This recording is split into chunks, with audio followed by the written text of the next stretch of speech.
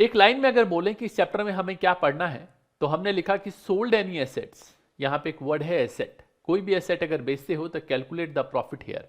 Types of capital asset, capital assets कितने तरीके की होती हैं? तो अगर बात करें कैपिटल एसेट्स की, तो कैपिटल एसेट दो तरीके की होती हैं, एक होता है शॉर्ट टर्म कैपिटल एसेट्स और एक होता है लॉन्ग टर्म कैपिटल एसेट्स।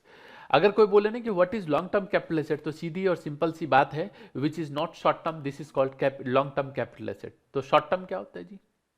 इसने बोला लॉन्ग टर्म कैपिटल एसेट्स वो एसेट जो शॉर्ट टर्म नहीं है। तो शॉर्ट टर्म क्या है? अभी बात करेंगे शॉर्ट टर्म के बारे में डिटेल में, ठीक है जी। तो शॉर्ट टर्म कैपिटल एसेट्स में दो पार्ट में डिवाइड किया जाता है, इसको तीन पार्ट में बेसिकली हम डिवाइड करते हैं।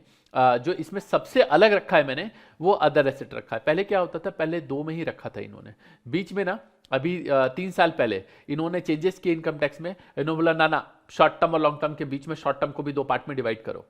तो शॉर्ट टर्म को भी हमने दो पार्ट में डिवाइड कर दिया और उठा के ले आए कि अच्छा शॉर्ट टर्म को भी अलग अलग कैटेगरी में डिसाइड किया जाए। तो यहां पे सबसे पहले अदर एसेट्स रखा और उसके बाद एक एक करके इसमें रखा ऐसी एसेट जिसका होल्डिंग पीरियड 12 महीने से कम है। 12 महीने, मंथ है ये, इसका मतलब क्या है? ये मंथ, 12 मंथ से कम है। होल्डिंग पीरियड जिसका 12 महीने से कम है उसको बोलते हैं शॉर्ट टर्म कैपिटल एसेट्स। अच्छा जी, इन्होंने बोला यही नहीं छोड़ूंगा, अभी और लेके आऊंगा। कहता होल्डिंग पीरियड जिसका 24 महीने से कम है, और ऐसी एसेट्स जो अदर एसेट्स की कैटेगरी में, जो इन दोनों में नहीं आता, मतलब 24 महीने से भी ज्यादा, उसको भी लेंगे। लेकिन कौन सा अभी बात करेंगे हम लोग। हाय एवरीवन, अगर आप क्लास 11, 12 या बीकॉम के स्टूडेंट हैं और आपके मन में कभी भी सीए करने का विचार आया हो, तो आप ज्वाइन कर सकते हैं अनअकैडमी। ये एक ऑनलाइन लर्निंग प्लेटफॉर्म है जहां आप फ्री में बहुत कुछ पढ़ सकते हैं। अकेडमी ज्वाइन करने का मेरा मेन रीज़न ये था कि मुझे वहाँ पे एक तो टीचर को पढ़ाने का वे बहुत अच्छा लगा, और वहाँ पे हमारे पास हमें किसी एक टीचर पर डिपेंड कभी नहीं होना पड़ा कि अगर हमें उनसे ही पढ़ना है तो उन्हीं से पढ़ना। हमें अगर टीचर को स्विच करना पड़े, हमें किसी और टीचर से बैच अच्छा लगे पढ़ना, तो हम उनके पास जा सकते हैं पढ़ने के लिए। तो डाउट कैसे होता है?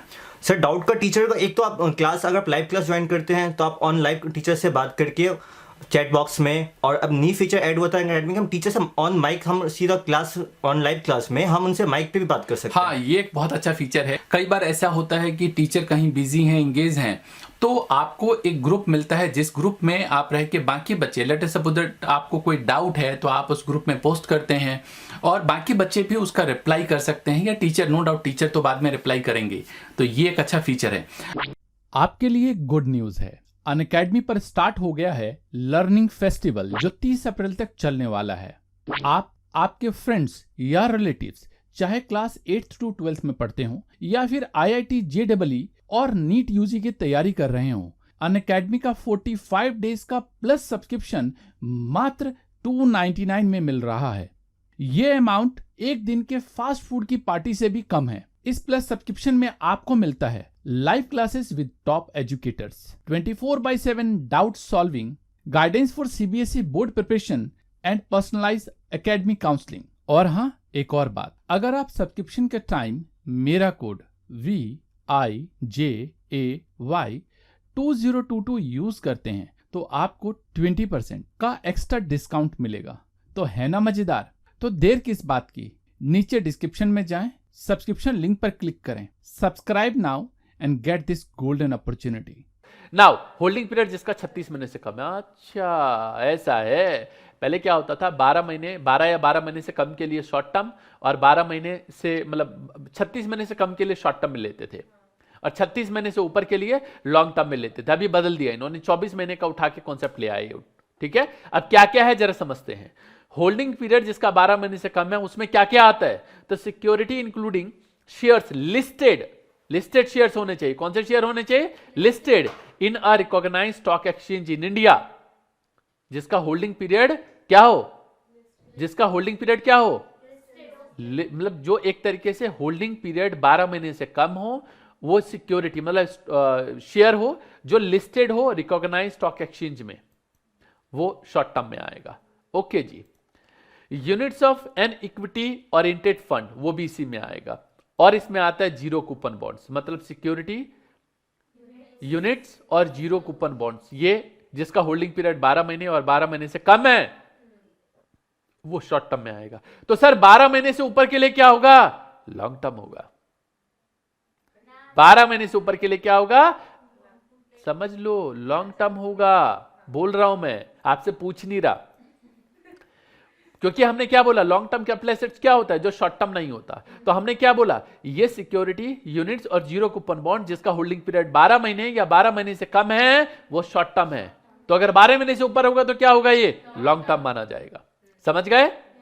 हेलो, ये जितनी भी एसेट्स हैं, ये जिसका होल्डिंग पीरियड 12 महीने या 12 महीने से कम है, इसको क्या बोलेंगे हम लोग, शॉर्ट टर्म। तो अगर 12 महीने से ऊपर है तो क्या होगा, ये लॉन्ग टर्म होगा। क्लियर है? नाउ होल्डिंग पीरियड जिसका 24 महीने तक है, शेयर्स जो नॉट लिस्टेड है उसको 24 महीने तक का दिया गया है। कितना दिया गया जी, 24 महीने तक का दिया गया है, जो रिकॉग्नाइज्ड स्टॉक एक्सचेंज में लिस्टेड नहीं है। समझ गए? Next, N immovable property being land and building और बोथ। हो, पहले लैंड एंड बिल्डिंग को 36 महीने की कैटेगरी में रखा था, अब उठा के 24 महीने की कैटेगरी में रख दिया है। पहले 36 महीने की कैटेगरी में रखा था इन्होंने बोला था कि 36 महीने और उससे कम के लिए शॉर्ट टर्म और 36 महीने से ज्यादा के लिए लॉन्ग टर्म। अब कहते हैं लैंड एंड बिल्डिंग को 24 महीने की कैटेगरी में रखो, और इमूवेबल है, इसको हाथ में उठा के तो लेके नहीं जाओगे कहीं बेचने के लिए। समझ गए? इसलिए इसका नाम रखा है इमूवेबल, जिसको मूव नहीं कर सकते, जिसको मूव नहीं कर सकते। क्लियर है जी? ये कौन सी एसेट आती है, होल्डिंग पीरियड जिसका 24 महीने या 24 महीने से कम है, क्या माना जाएगा, इससे ऊपर है तो, इसलिए हमने लिखा which is not short term. कहां कहां बोलते फिरेंगे, इसलिए एक ही बार में लिख दिया, जो शॉर्ट टर्म नहीं है वो लॉन्ग टर्म है। समझ गए? और नाउ अदर एसेट्स में क्या क्या आता है, जिसका होल्डिंग पीरियड 36 महीने या 36 महीने से कम है, तो अदर एसेट्स में आता क्या है, तो मतलब इन दोनों को छोड़ के जो भी होल्डिंग पीरियड जिसका 36 महीने या 36 महीने से कम है, वो सबको इसी कैटेगरी में लेते हैं। क्लियर है जी? उसको क्या करते हैं, इसी कैटेगरी में काउंट करते हैं। कोई दिक्कत, कोई परेशानी? यही तो कंफ्यूजन है, मैं जानता हूं। समझो, ये हमने आइटम्स के नाम बता दिए। हमने कहा सिक्योरिटी, यूनिट्स और जीरो कूपन बॉन्ड, ये 3 आइटम ऐसे हैं, अगर इसका होल्डिंग पीरियड 12 महीने या 12 महीने से कम है तो शॉर्ट टर्म होगा, अगर इससे ज्यादा है तो लॉन्ग टर्म पे चले जाओ। ऐसे शेयर्स जो नॉट लिस्टेड है, ये तो लिस्टेड है, ये शेयर्स जो नॉन लिस्टेड है या लैंड एंड बिल्डिंग, ये दोनों केस में 24 महीने तक शॉर्ट टर्म माना जाएगा। होल्डिंग पीरियड मतलब कितने टाइम मेरे पास रहा, उसके बाद मैंने इसको बेच दिया। ओके, तो उसके बाद वाला क्या माना जाएगा, लॉन्ग टर्म माना जाएगा। और इसके अलावा 36 महीने से कोई और एसेट है जो कम है, इनके अलावा अदर एसेट्स, तो होल्डिंग पीरियड जिसका 36 महीने या 36 महीने से कम है उसको हमने शॉर्ट टर्म बोला है, नहीं तो लॉन्ग टर्म की कैटेगरी में। अभी इसमें क्या क्या आता है वो थोड़ी बहुत बात की डिस्कशन है, अभी नहीं करेंगे हम लोग इसके बारे में बात। आगे है ट्रांसफर का मतलब क्या है। ट्रांसफर में यहां पे हमने 3 चीजें लिखी है, सेल या एक्सचेंज ऑफ द एसेट्स। आपके पास एक जमीन है, मेरे पास एक जमीन है, अदला बदली कर लेते हैं, ट्रांसफर माना जाएगा। इतनी चालाकी नहीं, क्या माना जाएगा, ट्रांसफर माना जाएगा। आपने उसको बेच दिया, उसने आपको बेच दिया, अगर इसके बीच में प्रॉफिट हुआ that will be chargeable for tax. Compulsory acquisition, government ने कंपल्सरी हथिया लिया। अच्छा, ऐसा भी होता है सर? हाँ होता है। दिल्ली में मेट्रो रेल के प्रोजेक्ट्स बने और बहुत सारी जमीनों को गवर्नमेंट ने बोला छोड़ दो बेटा, ये हमारी हो गई। बहुत सारे रोड के प्रोजेक्ट्स बनते हैं, आपको पता है हाईवे बनते हैं, हाईवे के बीच में जिसकी भी जमीन आई छोड़ दो, ये हमारा है। देश के राजा ने बोल दिया कि छोड़ दो, तो क्या कर सकते हो, कुछ कर सकते हो? कंपनसेशन देते हैं, लेकिन कई बार प्रॉफिट होता है। बाबा दादा के मतलब दादा नाना के या परदादा के जमाने की जमीन है, अब वो कौड़ियों के भाव खरीदी हुई थी, आज वो जमीन की जो कीमत है वो अरबों रुपए है। अब गवर्नमेंट ने मान लो अरबों नहीं दिए तो करोड़ में तो दिए, उससे प्रॉफिट तो हुआ। अगर प्रॉफिट हुआ तो दैट विल बी टैक्सेबल। समझ गए? जैसे मतलब दिल्ली के पास हरियाणा है, हरियाणा में गुड़गांव जो है वो एक साइबर सिटी के नाम से आजकल पूरे वर्ल्ड में जाना जाता है, क्योंकि जैसे बेंगलोर इंडिया में जाना जाता है वैसे ही अब गुड़गांव भी है। और यहाँ पे बड़ी बड़ी जो बाहर की कंट्री की कंपनियां हैं वो इधर आके काम कर रही है, मल्टीनेशनल कंपनीज है। अब जिनकी जमीनें थी, जो खेत थे पहले, और खेत को जब बेचा तो करोड़ों रुपए मिले, इनकम तो टैक्स तो मतलब। और वहां के जो मतलब हरियाणा में जितने भी वो किसान थे, अब वो ऑडी में घूमते हैं। इतना अरबों रुपए मिल गया, क्या चाहिए यार, आपको क्या लगता है ना? तो और एक चीज और, एसेट्स कन्वर्टेड इनटू स्टॉक। भाई विजय लाल है, उसने सोचा मेरी घरवाली के पास तो बहुत सारे सोना चांदी है, एक काम करता हूं सुनार की दुकान खोल लेता हूं। हाँ, घरवाली के पास बहुत सारे, मतलब जब भी बाहर जाता उसकी घरवाली कहती है अजी सुनते हो, ये जरा अंगूठी बड़ी सुंदर लग रही है, दिलवा दो। चलो जी दिलवा देते हैं, ये चैन दिलवा दो जी। ऐसे कर करके भाई 10 साल 12 साल में जो शादी को हुए थे उसमें तो इतना सोना चांदी इकट्ठा हो गया। एक दिन उसके मन में आइडिया कि क्यों ना यार एक सोने चांदी की दुकान खोल लेते हैं, सुनार की दुकान खोल ली, और जो उसके पास घर में सामान था उसको उठा के उसने बिजनेस में लगा दिया। अब सवाल ये उठता है कि इसको क्या ट्रीट किया जाएगा।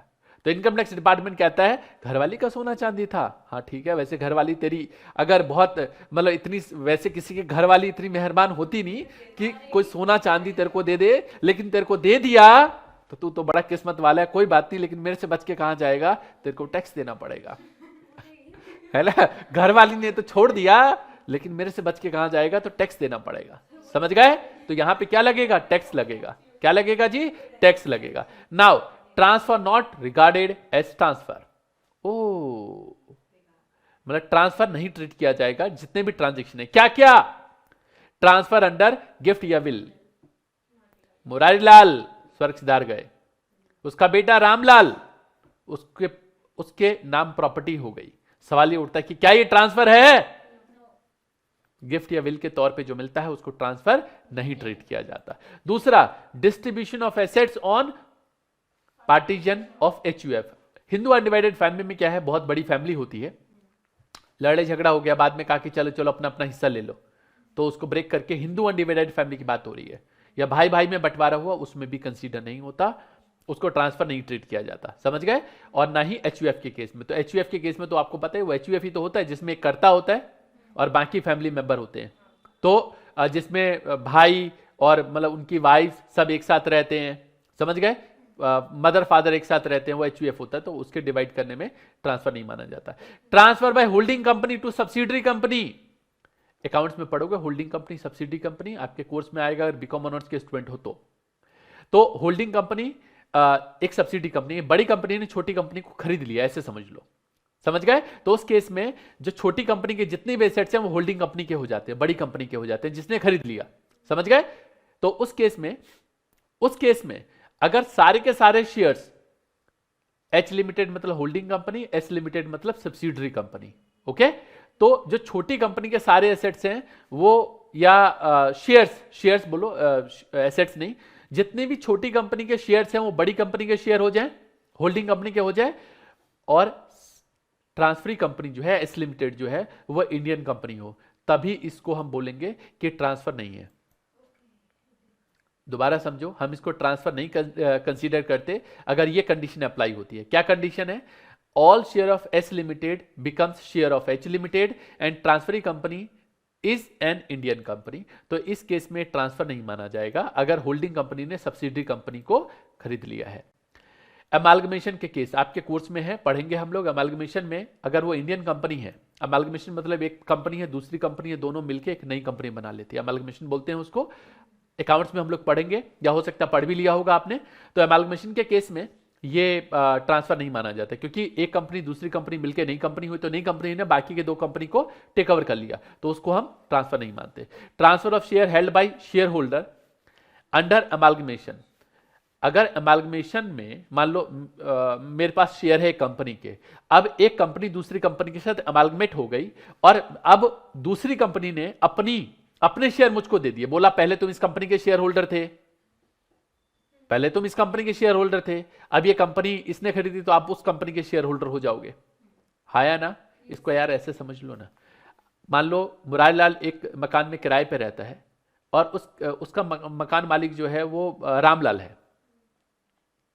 अब उस मकान को विजयलाल ने खरीद लिया, तो मालिक ही तो बदल गया, किराया तो अब नए मालिक को देगा। समझ गए? तो अगर इस तरह की सिचुएशन हो तो ये देखना पड़ेगा कि अमालगमेशन कंपनी कौन सी कंपनी है। तो अमालगमेशन कंपनी अगर वो इंडियन कंपनी है और only share are received in consideration, मतलब जो दूसरी कंपनी के जो हिस्सेदारी है उसमें भी उसके बदले उसको क्या मिला? शेयर्स मिला। तो अगर ऐसा है, कैश नहीं मिलना चाहिए, ध्यान रहे, कैश मिलेगा तो ट्रांसफर माना जाएगा, नहीं तो ये ट्रांसफर नहीं माना जाएगा। समझ गए? ट्रांसफर नहीं मानने का मतलब है आप कैपिटल गेन इस पे नहीं लगाओगे। अगला है transfer of assets in on conversion of a firm in company. कई बार होता है ना कि जो फर्म है उसको कंपनी में बदल लेते हैं। किस में बदल देते हैं जी? फर्म को कंपनी में। होता है एक फर्म है, पहले एक छोटी सी फर्म थी, अब उन्होंने एक लिमिटेड कंपनी बना ली। तो इसमें कंडीशन अप्लाई होती है। पहली कंडीशन क्या है? सारी एसेट्स और लायबिलिटीज कंपनी के हो जाने चाहिए, सारे पार्टनर कंपनी के शेयर होल्डर हो जाने चाहिए, पार्टनर जो रिसीव करेगा वो शेयर मिलेगा बदले में, और पार्टनर्स के पास कम से कम 50% वोटिंग राइट होना चाहिए 5 साल तक। अगर ये कंडीशन अप्लाई होती है तो अगर कोई फर्म कंपनी में बदलती है तो हम बोलेंगे वो ट्रांसफर नहीं है। अगर इसमें से कोई कंडीशन फेल हो जाती है तो ट्रांसफर माना जाएगा, झट से कैपिटल गेन टैक्स लगा देंगे वहां पे प्रॉफिट कैलकुलेट करके। समझ गए? Transfer of assets of property concern in a company, transfer of assets of proprietary concern in a company. कभी कभी प्रोप्राइटरशिप है जिसमें एक ही मालिक होता है जो एक बिजनेस को चला रहा है, अब उसने एक कंपनी बना ली, तो वही सेम ऊपर वाली कंडीशन अप्लाई होगी। अगर ऊपर वाली कंडीशन अप्लाई होती है तो इसका मतलब ये इस पे ट्रांसफर नहीं माना जाएगा, और ट्रांसफर ही नहीं होगा जब होगा तो उस केस में फिर हम कैपिटल गेन क्या निकालेंगे। समझ गए? अगला, transfer by the demerged company to the resulting company. मतलब कई बार होता है कोई कंपनी अब खत्म सी हो रही है तो उसको कोई दूसरी कंपनी जो है वो खरीद ले, तो इस केस में अगर वो इंडियन कंपनी है तो उसको ट्रांसफर नहीं माना जाएगा। ओके, क्योंकि पुअर कंपनी, एक तरीके से इसको बोलते हैं सिक कंपनी। अगला है कन्वर्जन ऑफ डिवेंचर, बॉन्ड्स या डिपॉजिट सर्टिफिकेट इनटू शेयर या डिवेंचर, इसको भी ट्रांसफर नहीं माना जाता। आगे आएगा, बात करेंगे हम लोग कि डिवेंचर को शेयर में बदल दिया या बॉन्ड्स को शेयर में बदल दिया या फिर डिपॉजिट सर्टिफिकेट्स को शेयर या डिवेंचर में बदल दिया तो क्या ये ट्रांसफर माना जाएगा? नहीं माना जाएगा। Transfer outside India by a non resident to non resident, ये बॉन्ड्स और शेयर्स की बात हो रही है, तो उस केस में ट्रांसफर नहीं माना जाएगा। ट्रांसफर ऑफ आर्टिस्टिक या फिर साइंटिफिक वर्क या पेंटिंग या ड्राइंग या photo to government, university, museum, national art gallery etcetera, इन सबको अगर ट्रांसफर किया जाता है, बेचा जाता है, इसको भी ट्रांसफर नहीं माना जाता। ओके जी, अपने लिए तो इन्होंने सुरक्षित रखा है ना। समझ गए? आगे है कंप्यूटेशन ऑफ कैपिटल गेन, कैसे कैलकुलेट करोगे। अभी यहां तक की जो बातें बताई उसमें कोई दिक्कत, कोई परेशानी तो बताया जाए मुझको। पक्का?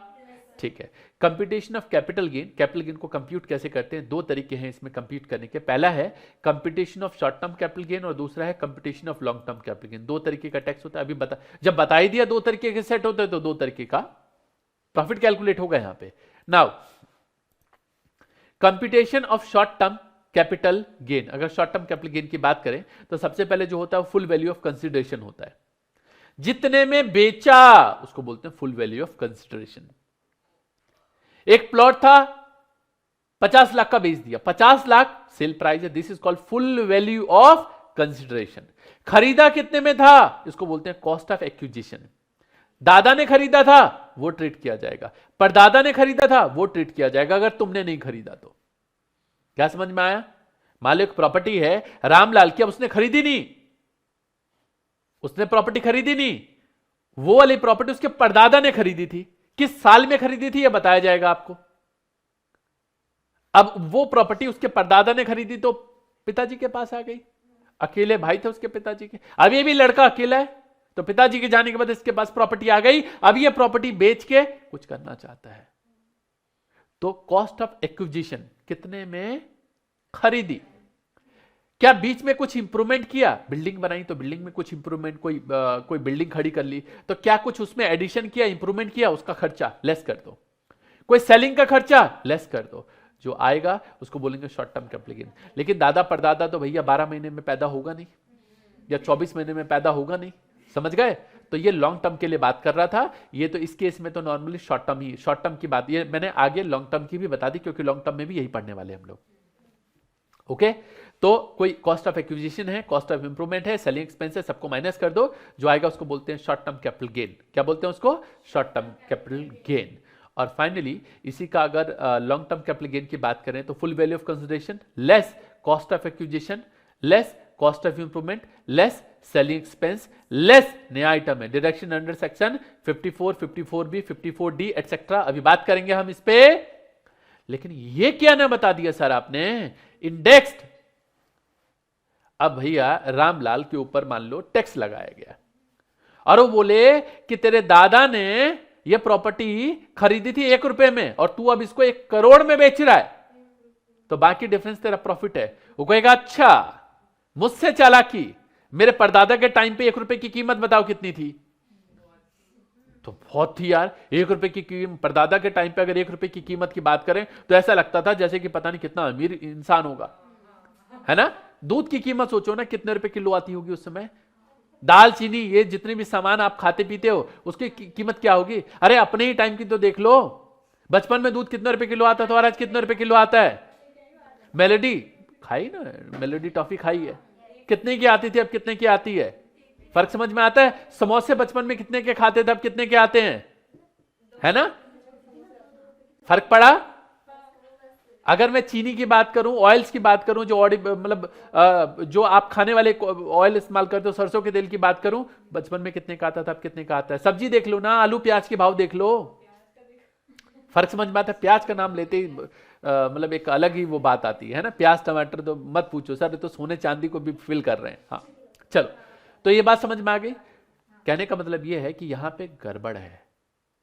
वो 1 रुपए की वैल्यू आज 1 करोड़ के, मतलब अगर कंपैरिजन करें ना तो ये मैच नहीं खाती कहीं भी।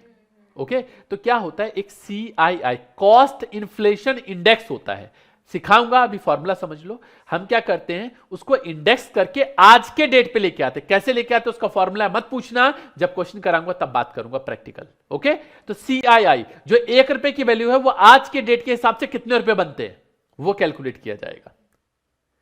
1 रुपए परदादा के टाइम की जो 1 रुपए की वैल्यू थी, परदादा में सन बताया जाएगा, चिंता मत करो, घबराओ मत। कहीं कोई बोले कि भाई मेरे परदादा तो इस साल में थे और मेरे परदादा तो इस साल में थे, तो घबराने की बात नहीं है। साल बताया जाएगा क्वेश्चन में, या परदादा के दादा, कुछ भी मान लो आप, तो साल बताया जाएगा, है ना। तो बहुत पुरानी बात हो जाएगी, है ना। मतलब समझो कि कुछ 150-200 साल पहले की बात हो जाएगी। है, बहुत सारे लोग हैं 200-300 साल पुश्तैनी मकान में रहते हैं वो लोग, है ना। वो अलग बात है, बट गए, लेकिन बहुत सारे लोग जो अभी भी नहीं बटे हैं वो परदादा के दादा के जमाने के मकान में रहते हैं वो लोग। चांदनी चौक में चले जाओ, ऐसे मिलेंगे आपको। दिल्ली में चांदनी चौक इलाका है, उधर ऐसा है कि वो बहुत पुराने मकान में आज भी रहते हैं वो लोग। तो इंडेक्स किया जाता है और उसकी वैल्यू आज के डेट में निकाली जाती है। समझ गए? तो आज के डेट के हिसाब से index cost of acquisition minus कर दिया जाता है, फिर लेस कर दिया जाता है कॉस्ट ऑफ इंप्रूवमेंट। क्या माइनस किया जाता है? कोई अगर उसमें इंप्रूवमेंट किया तो उसको माइनस कर देंगे। क्या माइनस कर देंगे? इंप्रूवमेंट। ये कौन सी इंप्रूवमेंट है जी? यस, जो हम क्या करेंगे, कुछ बीच में लगाया तो किस साल लगाया उसकी वैल्यू आज की डेट में निकाली जाएगी, जिस साल बेचा जाता है। कोई सेलिंग का खर्चा है और ये डिडक्शन स्पेशल डिडक्शन है, इसके बारे में बाद में चर्चा करेंगे, अभी बात नहीं कर सकते। तो ये जो आएगा उसको बोलेंगे लॉन्ग टर्म कैपिटल गेन। उम्मीद करता हूं ये जो बातें बताई हैं, जो डिस्कशंस बताई हैं, वो अच्छी तरीके से क्लियर हो गई होंगी और आपको पता भी चल गया होगा। समझ गए? ज़्यादातर क्या होता है, ज़्यादातर टीचर्स मैं उनकी कमियां नहीं बता रहा हूं, लेकिन कई बार क्या होता है कि भूल हो जाती है कि कॉन्सेप्ट्स बिना बताए डायरेक्ट ये जो अभी फॉर्मेट पढ़ा है ना आपने, ये डायरेक्ट इस फॉर्मेट पे चलते हैं, क्वेश्चंस उठाते हैं और पुटअप करना चालू कर देते हैं। फिर प्रॉब्लम क्या होती है, जब बच्चे को यही नहीं पता रहता कि ये एसेट है या नहीं है, पहली बात। दूसरी बात, उसको ये पता ही नहीं रहता कि ये ट्रांसफर मानूं या नहीं मानूं, तो वहां कंफ्यूजन हो जाती है। अब शेयर को डिवेंचर में कन्वर्ट कर दिया, लो जी कर लो, क्या करोगे। शेयर को डिवेंचर में कन्वर्ट किया और डिवेंचर को अब बेच रहे, हो गया कंफ्यूजन, दिमाग की दही बन जाती है उस समय, और ऐसा लगता है कि क्या करूं। तो कंफ्यूजन पता है इसी छोटी छोटी वजहों से होती है। इसलिए मेरी कोशिश थी कि ये जो चीजें हैं उसको इस तरीके से डिस्कस कर दूं ताकि मन से बिल्कुल सवाल जो है वो गायब हो जाए, और जब क्वेश्चन आए तो बिल्कुल क्रिस्टल क्लियर हो आपके दिमाग में कि ओके ये करना है, अरे मुझसे पूछो, मजा आ जाएगा। अब मेरा प्रॉमिस है इस चैप्टर में कहीं भी कोई भी, वैसे तो मेरी आदत है कि मैं किसी भी चैप्टर में आपको पढ़ाते वक्त मैं मानता हूं कि डिटेल में हम घुस जाते हैं, क्योंकि अगर आप बहुत जल्दी में हैं तो बिल्कुल गलत जगह हैं आप, लेकिन आप तसल्ली में हैं तो बिल्कुल सही जगह हैं। अगर आप सच में सीखने के लिए आए तो बिल्कुल सही जगह आ गए हैं, और अगर आप जल्दी में कि बस मेरे को कॉन्सेप्ट बता दो बस एग्जाम में करके पास हो जाऊं, तो बिल्कुल गलत जगह हैं आप। क्योंकि सिर्फ एग्जाम में पास होने के लिए चीजें नहीं कराता, तसल्ली से पढ़ोगे तो सब कुछ आएगा। और बता दूं, ये इनकम टैक्स ऐसा तो है नहीं कि इनकम टैक्स आपकी जिंदगी में लागू नहीं होगा। ये इनकम टैक्स आपकी जिंदगी में लागू होगा, कल को पैसा भी कमाओगे, प्रॉपर्टी भी खरीदोगे, बेचोगे भी। जब पता ही नहीं होगा तो करोगे क्या। हाँ पढ़ा तो था लेकिन याद नहीं आ रहा, है ना, याद नहीं आ रहा। और जब डिटेल में पढ़ोगे और जब वहां पे टेक्स्ट की बात होगी तो हाँ, विजय आदर्श सर से पढ़ा था, याद है मुझे, सारे कॉन्सेप्ट्स याद है। बेशक कुछ स्लैब रेट बदल जाए कोई प्रॉब्लम नहीं है, लेकिन पता रहेगा आपको। ठीक है, चलो।